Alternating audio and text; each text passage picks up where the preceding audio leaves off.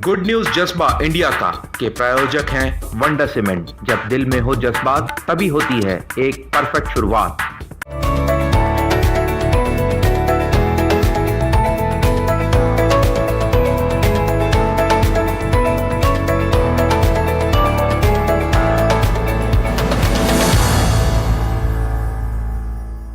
खबरों की दुनिया में हर खबर है खास, लेकिन जो खबरें बढ़ाती हैं आपका हौसला और विश्वास, ऐसी तमाम खबरों को देश भर से समेट कर लेकर आते हैं हम अपने इस खास कार्यक्रम में। नमस्कार, मैं हूं शहला निगार और आप देख रहे हैं हमारा ये विशेष कार्यक्रम गुड न्यूज जज्बा इंडिया का। यहाँ होती हैं आम लोगों की खास कहानियां जो प्रेरणा देती हैं, कुछ कर गुजरने का जज्बा देती हैं। तो देर किस बात की है, शुरुआत करते हैं आम लोगों की इन तमाम खास कहानियों की। हम जानते हैं कि जल ही जीवन है, जल के बिना जीवन संभव नहीं है और जल संरक्षण को लेकर लोगों में जागरूकता भी बढ़ी है। जल संरक्षण के लिए तमाम संस्थाएं काम कर रही हैं देश के अलग अलग हिस्सों में। ऐसी ही एक संस्था है बूंद, जो जल संरक्षण को लेकर काम कर रही है।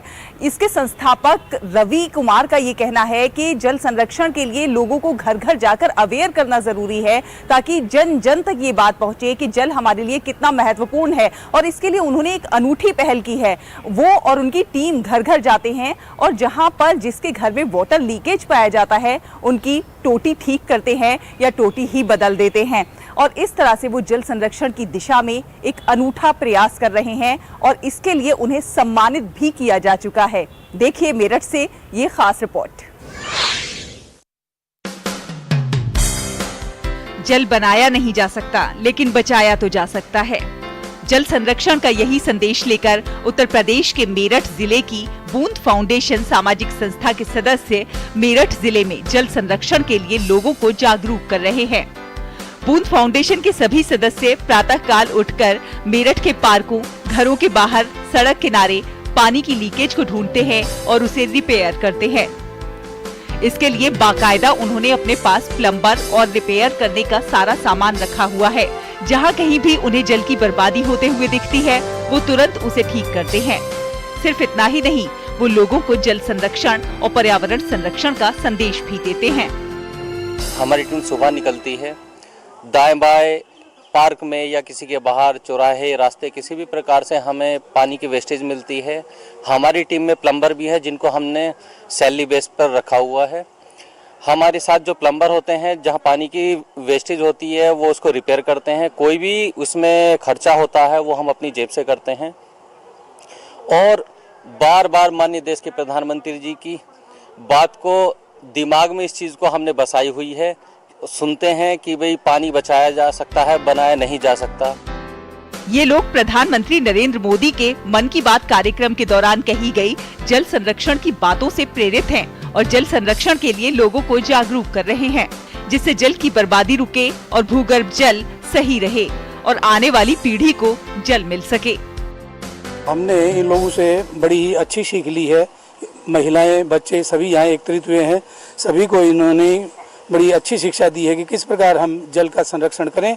जिस प्रकार पृथ्वी में जल का स्तर गिरता जा रहा है और हमारे प्रधानमंत्री जी भी कह रहे हैं, बार बार कहते हैं, इस सभी से रिक्वेस्ट करते हैं पूरे देश भर में कि पानी बचाओ और जो है ना इसका संरक्षण करो, जिससे आने वाली पीढ़ी को ज़्यादा से ज़्यादा पानी मिल सके। गाँव में तालाब बने कच्चे, जिससे पानी इकट्ठा हो और हम लोगों को भी पानी एकत्रित करना चाहिए।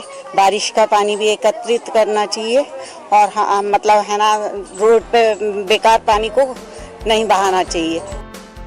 बूंद फाउंडेशन के अध्यक्ष रवि कुमार द्वारा जल संरक्षण के लिए किए जा रहे सराहनीय कार्यों को देखते हुए भारत सरकार के जल शक्ति मंत्रालय द्वारा उन्हें वाटर हीरो अवार्ड से सम्मानित किया जा चुका है। सिर्फ इतना ही नहीं, जल संरक्षण की मुहिम को आगे बढ़ाने के लिए मेरठ नगर निगम द्वारा रवि कुमार को ब्रांड एम्बेसडर बनाया गया है। बूंद फाउंडेशन के 30 सदस्यों की टीम प्रतिदिन लोगों को जल संरक्षण करने के लिए जागरूक करती है और पानी बर्बाद करने से आने वाले संकट के लिए आगाह भी करती है। मेरठ से संगीता श्रीवास्तव की रिपोर्ट, डीडी न्यूज। तो ये तो बात हुई जल की, जल के संरक्षण की, और अब हम बात करेंगे मिट्टी की, जमीन की। जी हां, अक्सर हमने देखा है कि लोग पढ़ाई करने के बाद शहरों का रुख करते हैं और वहां पर नौकरियों की तलाश में लग जाते हैं, लेकिन बहुत सारे लोग अब ऐसे हैं जो शहरों में पढ़ाई करने के बाद गांव का रुख कर रहे हैं और खेती बाड़ी को अपना रहे हैं, उसमें नए नवाचार कर रहे हैं, नए प्रयास कर रहे हैं और खेती को कमाई का साधन बनाने का काम कर रहे हैं, जिससे किसानों की आय भी दोगुनी और तिगुनी हो रही है। ऐसी ही एक खबर आपको जांजगीर से दिखाते हैं। वहां पर पाली के एक एग्रीकल्चर छात्र की एक अनूठी कोशिश है केले की खेती की। किस तरह से वो केले की खेती कर रहे हैं, देखिए इस रिपोर्ट में।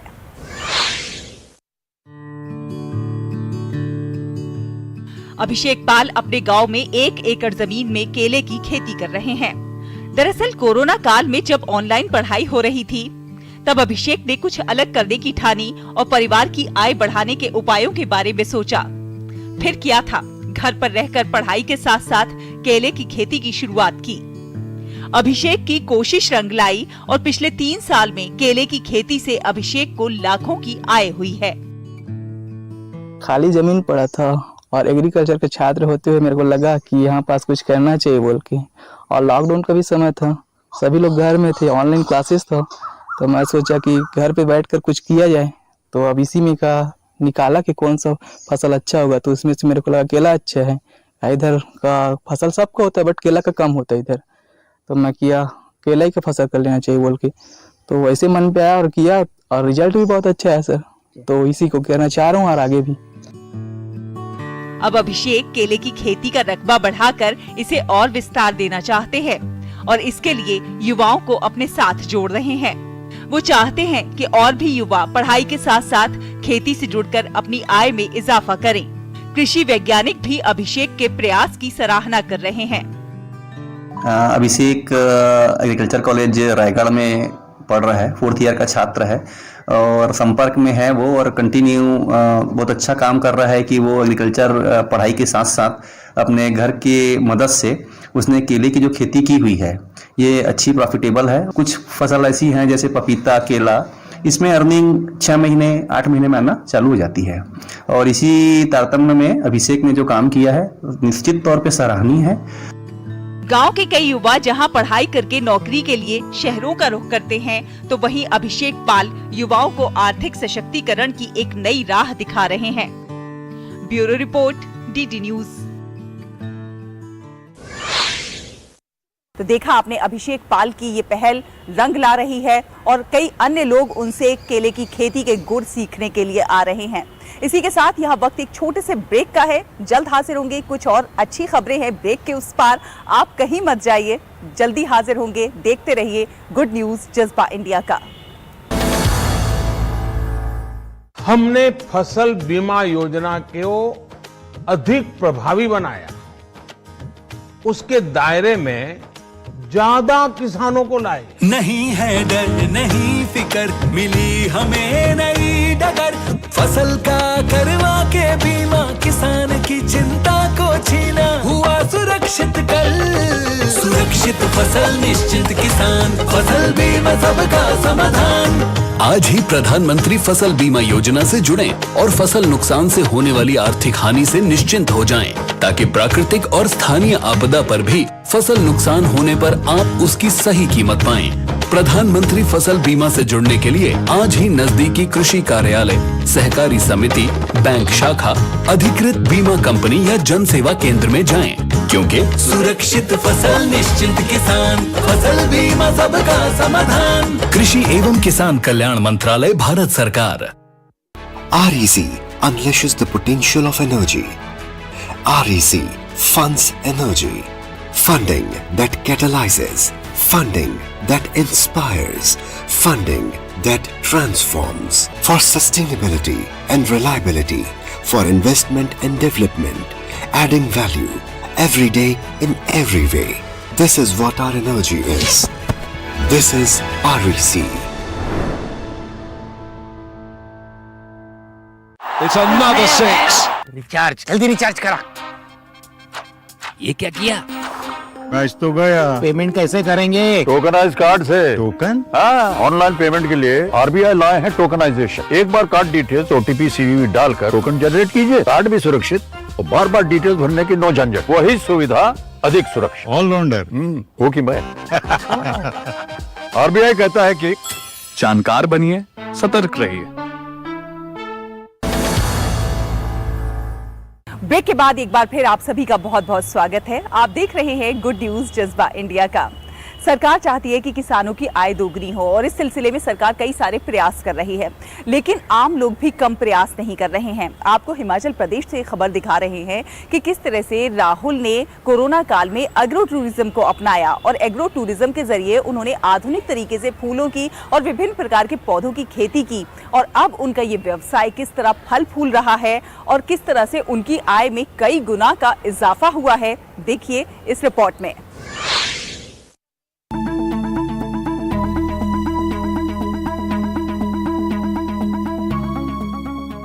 ये है हिमाचल प्रदेश में सिरमौर जिले के अंबवाला निवासी राहुल देव सिंह चौहान, जो वैसे तो पेशे से कंप्यूटर इंजीनियर हैं और बेंगलुरु में कार्यरत हैं, लेकिन जब कोरोना काल के दौरान वो अपने घर आए तभी से उन्होंने अपनी भूमि पर खुद का रोजगार करना शुरू किया।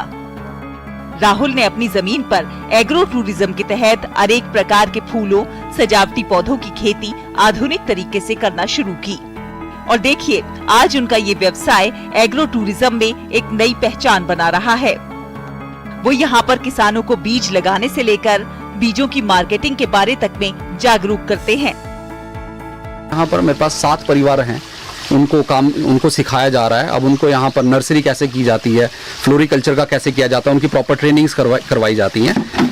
धीरे धीरे अभी हमारा है कि अगले 3 साल में करीबन 30 फैमिलीज तक को इसके अंदर इन्वॉल्व करना है और 5 साल में करीबन 50 फैमिलीज। तो इसमें एक और चीज होगी, जैसे रॉ प्रोडक्ट है वो हमारा अपने पास तैयार होगा। हमने यहाँ पर बैम्बू की फसल भी अभी शुरू की है। रॉ प्रोडक्ट आपके पास है, आप यहाँ से डायरेक्ट गाँव में जो महिलाएं हैं या दूसरे बुजुर्ग हैं जो बाहर जाके काम नहीं कर सकते हैं, रॉ प्रोडक्ट आपका उनके पास चला जाएगा, उनको ट्रेनिंग्स प्रोवाइड करवाई जाएंगी। वहां से जो फाइनल प्रोडक्ट आएगा वो हम अपने यहाँ लेंगे और उसके बाद यहाँ पर अपना कुछ सेलिंग का कोई ना कोई तरीका निकालेंगे ताकि इस बिजनेस को प्रमोट किया जाए, इस एंटायर कल्चर को भी प्रमोट किया जाए। सिर्फ इतना ही नहीं, वो समय समय पर लोगों को रोजगार के अवसर भी उपलब्ध करवाते हैं।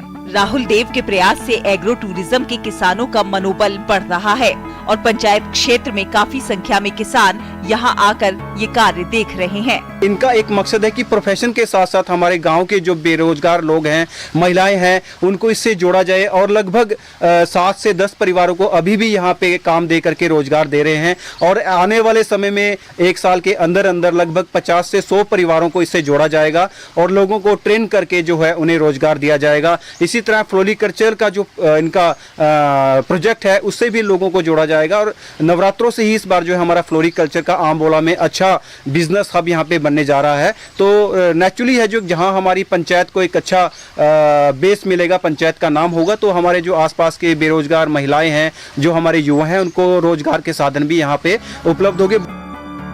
निश्चित रूप से राहुल देव का किसानों को वैज्ञानिक और जैविक खेती से जोड़ने का ये प्रयास सराहनीय कदम है। नाहन से जितेंद्र ठाकुर की report, DD news.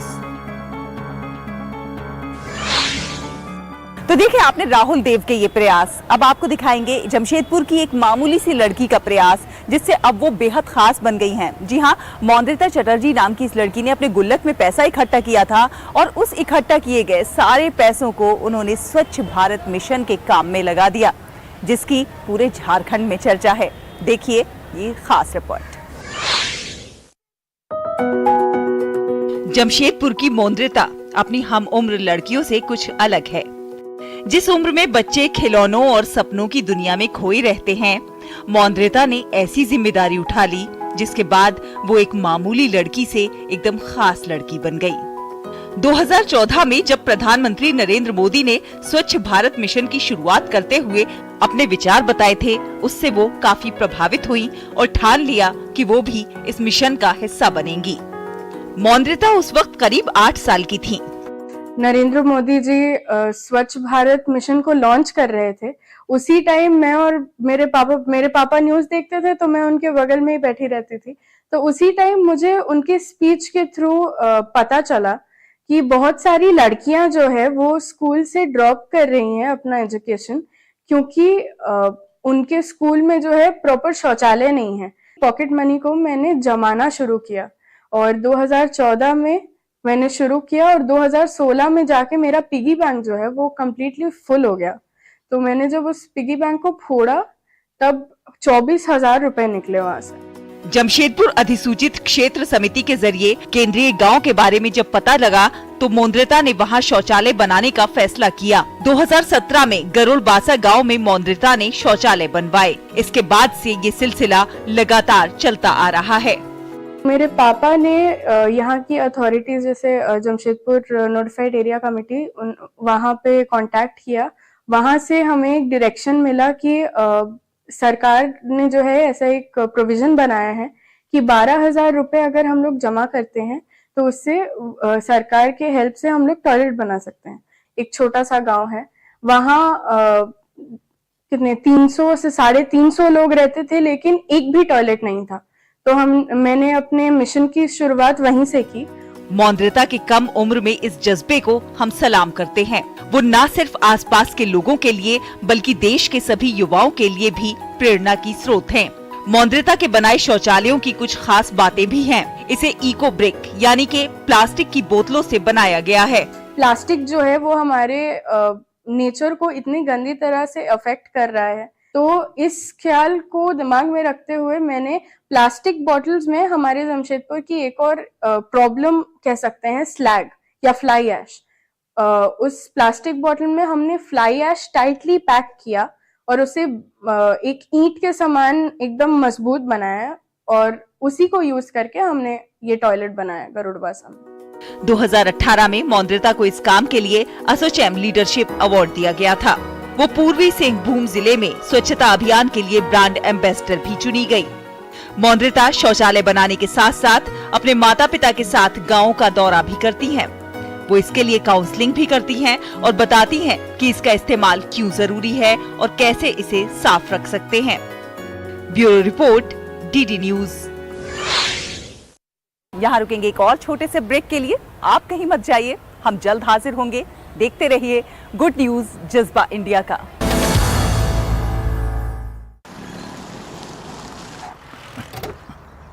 Thank you sir. जिंदगी टॉप गियर में चलेगी जब परिवार के कल की सुरक्षा होगी नॉन स्टॉप। इसलिए मेरी मानो, आज ही जुड़िए प्रधानमंत्री जीवन ज्योति बीमा योजना और प्रधानमंत्री सुरक्षा बीमा योजना से, जो देती है 2-2 लाख रुपए का बीमा। दिखाइए समझदारी, निभाइए जिम्मेदारी। आज ही अपनी नजदीकी बैंक शाखा या डाकघर जाकर इन योजनाओं से जुड़े। हमारा डेजर्ट आ गया पर हमारी चैंपियन नहीं आई अब तक। बिल भरने के पहले तो आएगी ना। सो गर्ल्स, क्या हो रहा है? बिल हो रहा है। चल अपना कार्ड दे। पिन दे। RBI कहता है अपना पिन, OTP, CVV या इंटरनेट बैंकिंग पासवर्ड किसी को ना दे। ऑनलाइन बैंकिंग सिर्फ अपने ही कंप्यूटर, मोबाइल और सिक्योर नेटवर्क से करे। हाँ, ये खाने की चैंपियनशिप थी क्या? RBI कहता है जानकार बनिए, सतर्क रहिए। REC unleashes the potential of energy. REC funds energy.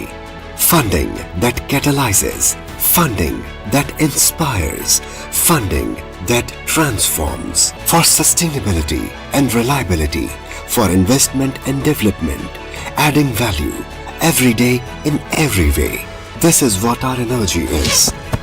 This is REC.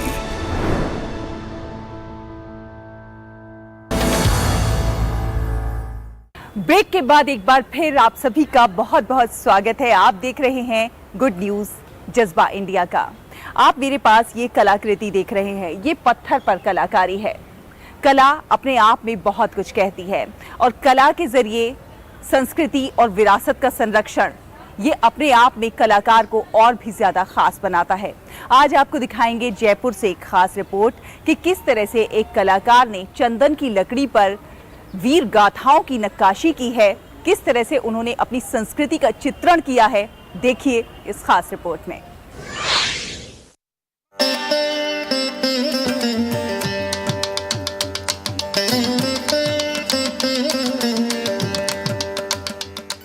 चंदन की लकड़ी से बनी ये नायाब तलवार है।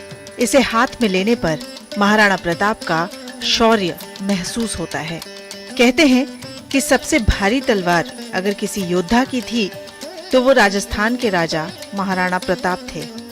इस तलवार में बनी खिड़कियों को खोलने पर उनके पराक्रम के सारे किस्से सिलसिलेवार ढंग से सामने आने लगते हैं। इसे 9 साल की मेहनत से तैयार किया है कमलेश जांगिड़ ने। कीमत है 25 लाख रुपए। इस तलवार के लिए इन्हें राष्ट्रपति पुरस्कार के साथ नेशनल अवार्ड भी मिल चुका है। ये तलवार पूरी चंदन की लकड़ी की बनी हुई है। इसमें खास बात ये है कि इसके अंदर एक खिड़कियां खुलती है और इसमें महाराणा प्रताप की पूरी जीवनी को दर्शाया गया है। इसको बनाने में मेरे को 9 साल लगा है। 2010 के अंदर मेरा नॉमिनेशन हो गया था और 2014 के अंदर मेरे को नेशनल अवार्ड मिला। जयपुर में रहने वाले कमलेश की इस कला और उसकी खूबसूरती को शब्दों में लिख पाना मुश्किल है। चंदन से बनी 3.5 फीट लंबी इस मूर्त को देखिए। कीमत है 1 करोड़ रुपए। 7 साल में तैयार ये मूर्त हल्दी घाटी का युद्ध, महारानियों का जौहर, पन्ना धाय का बलिदान जैसे किस्से सुनाती है। इसकी चुनरी हवा से हिलती है क्योंकि चुनरी में लगे धागे भी चंदन की लकड़ी से ही बनाए गए हैं। उसमें 7 साल लगे थे मुझे बनाने में, एक चीज बनाने में। उसकी चुनरी पूरी हवा से हिलती है। उसमें 11 खिड़कियां खुलती है जिसमें मैंने राजस्थान के जितने भी वीर वीरांगनाएं हैं उनकी गाथाएं बनाई है। जैसे हाडी रानी हो गया, हल्दी घाटी का युद्ध हो गया, पन्ना धाय का हो गया, पद्मिनी का जौहर हो गया। तो ये चीजें मैंने उसमें दिखाई है सारी। चंदन से बने इस पंखे में राधा कृष्ण का दरबार और श्री कृष्ण की पूरी कहानी है। ऐसे कई अद्भुत प्रोजेक्ट कमलेश और उनके परिवार ने तैयार किए हैं। कमलेश कहते हैं कि 11 साल बाद वो एक ऐसी मूर्त दुनिया के सामने पेश करेंगे जो अपने आप में एक अजूबा होगा। मैं आगे एक 5 फीट की महिला बनाने में लगा हुआ हूँ और उसमें तकरीबन 11 साल लगेंगे। उसका मैंने प्रोसेसर स्टार्ट कर दिया है, लेकिन अभी मैं मीडिया के सामने उसको नहीं लाऊंगा क्योंकि वो अपने आप में एक अजूबा है। उसके अंदर 30 से 35 खिड़कियां खोलूंगा। उसके कानों के झूमर, माथे का बोरला, गले में जो ज्वेलरी होगी वो भी खुलेगी। तो 30 से 35 उसकी खिड़कियां खुलेगी। जितने भी राजस्थान के वीर वीरांगनाएं की गाथा है वो ही मैं उसमें डालूंगा। चंदन की लकड़ी पर नक्काशी बहुत मुश्किल काम है। इसमें पारंगत होने के लिए तपस्या और मेहनत लगती है। कमलेश के परिवार में अब तक 11 लोगों को राष्ट्रपति पुरस्कार मिल चुका है। पुरखों से मिली विरासत को इन्होंने 4 चांद ही लगाए हैं। मेहनत के मामले में इनका कोई मुकाबला नहीं। अब अपनी 6 साल की बेटी को ये नक्काशी सिखा रहे हैं जो इस हुनर को आगे लेकर जाएगी। Bureau report, DD news. तो देखा आपने कला के जरिए कितना खूबसूरत चित्रण किया है हमारे देश के वीर सपूतों और वीरांगनाओं की वीर गाथाओं का चित्रण। और अब आपको दिखाएंगे जौनपुर के एक मजदूर की कहानी। जौनपुर के एक छोटे से गांव में रहने वाले इस मजदूर का दिल देशभक्ति के जज्बे से धड़कता है। ऐसे धड़कता है कि लोग उसकी मिसाल देने लगे हैं। जी हाँ, इनके पास ना तो ज्यादा पैसा है ना ही ज्यादा वक्त है, लेकिन फिर भी देशभक्ति का जज्बा ऐसा कि सेना के लिए हेलीकॉप्टर के प्रोटोटाइप तैयार कर रहे हैं। आपको दिखाते हैं ये खास रिपोर्ट।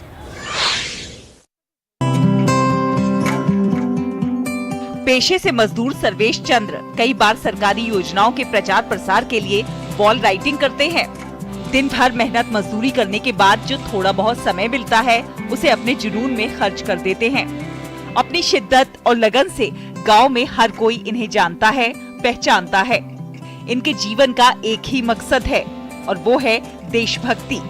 आने वाली पीढ़ी इनकी कड़ी मेहनत और गाढ़ी कमाई से बनने वाले इस मॉडल को देखे और देशभक्ति की भावना से भर जाए, यही वो चाहते हैं।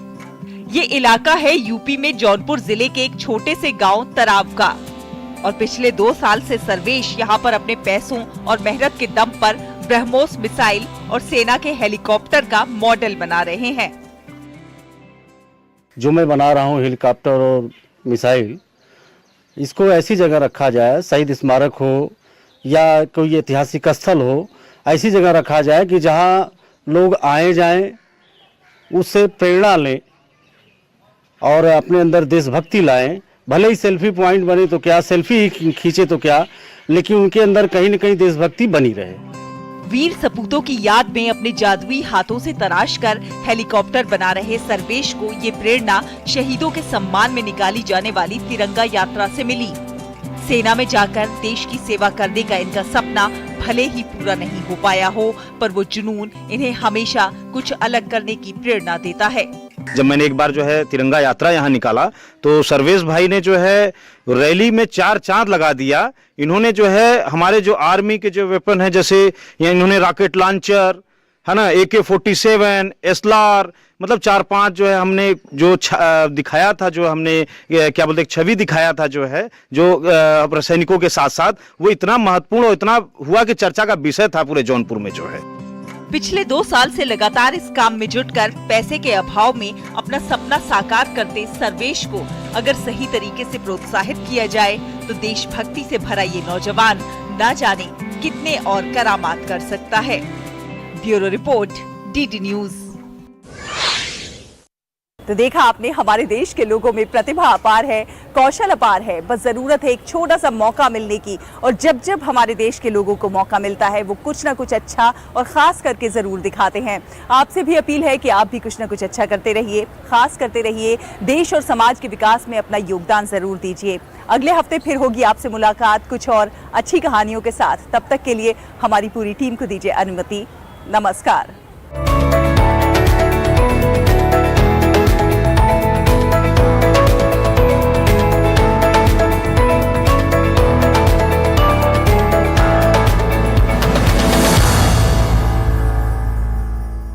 गुड न्यूज जज्बा इंडिया का के प्रायोजक थे वंडर सीमेंट। जब दिल में हो जज्बात तभी होती है एक